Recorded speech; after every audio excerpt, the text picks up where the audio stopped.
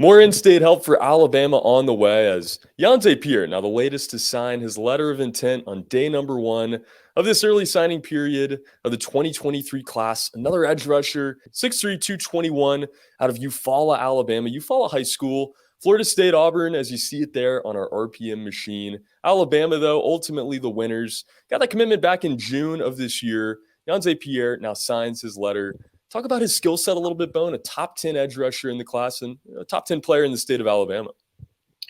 Yeah, I mean, this is a really good high school football player that is going to have a chance to really be a great player in Tuscaloosa. I think with his speed, quickness coming off the edge, it's something that is really impressive. Probably has more quickness than anybody in this recruiting class as far as defenders. Guys that are coming off the edge, linebackers. I think that he is one of these players that, even though he's not going to be there until the summer, he might have an opportunity to still play this fall. I think from watching him play as a senior, how much he has really developed over the course of the last year, a year and a half. This is going to be a hard player to keep off the field. I mean, he's an explosive athlete. He plays on the defensive line, but he's going to be playing outside linebacker in Tuscaloosa. I remember this summer I went to Alabama's camp. Now, had a great season. 6'4" tackles, 8.5 sacks, 23 tackles for loss. But he was in the backfield on just about every single play. I mean, he really disrupted the passer.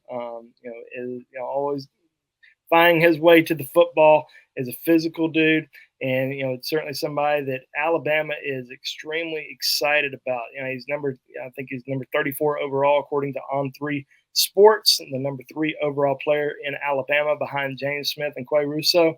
So, he's got a lot of talent, and he's got a lot of speed, and he's got a lot of very high football IQ. He lost his father during the middle of his senior season. Passed away. Really played for him throughout the entire year. I remember back during the summer, he went to Alabama's football camp. You always kind of hear about things, who really stood out during camp, who shined. But sometimes you hear about performances that might be a little bit better than everybody else. And I remember a few years ago hearing that about Jalen Waddle. There was a receiver who went to Alabama's camp and may have been the best wide receiver that they saw, at least in the slot, for at least 2 years.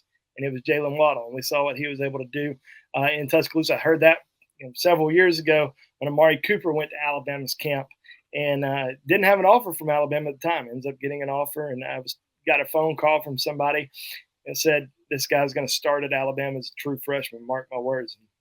Amari started as a true freshman before he even committed to Alabama. I kind of heard some similar rumblings about Yhonzae's performance in Alabama's camp this summer. It was one of the best performances that Alabama had seen coming off the edge since Will Anderson came out of high school. That's how well he performed in the Tides camp. Now, what kind of competition was he going up against? There were some good offensive linemen there. I think just, Alabama can watch him and evaluate him, a lot more than just looking at him, seeing, going and watching one-on-one competition. They can see the speed, the quickness.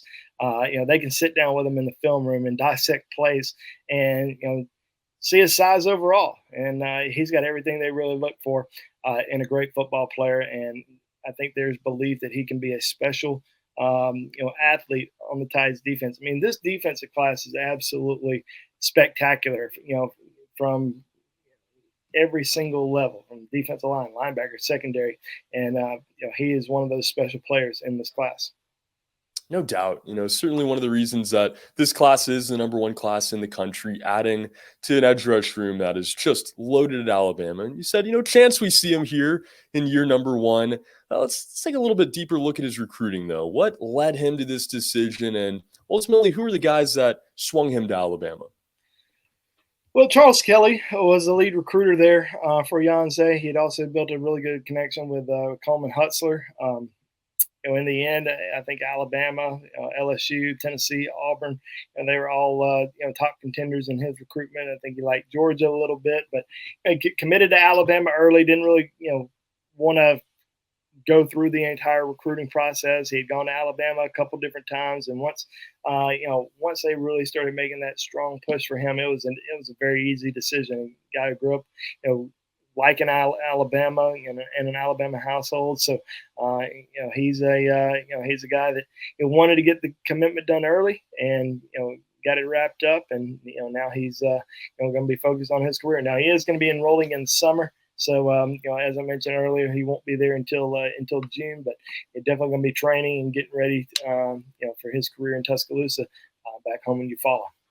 It's going to be a fun career to watch as it goes on for Yhonzae Pierre, but signs his letter of intent today with the Crimson Tide. Guys, for more on this and all things going on with signing day, recruiting, and Alabama football in general, you're going to want to check us out at BamaInsider.com. And don't forget, subscribe to our channel if you've not done so here on YouTube. Hit that like button for me and get in the comments. Let me know what you think about Yhonzae Pierre as Alabama is able to land another big-time in-state recruit. For Andrew Bowen, my name is Trey Yannity. Yhonzae Pierre, the number 6 edge rusher in the country, has signed his letter of intent with Alabama.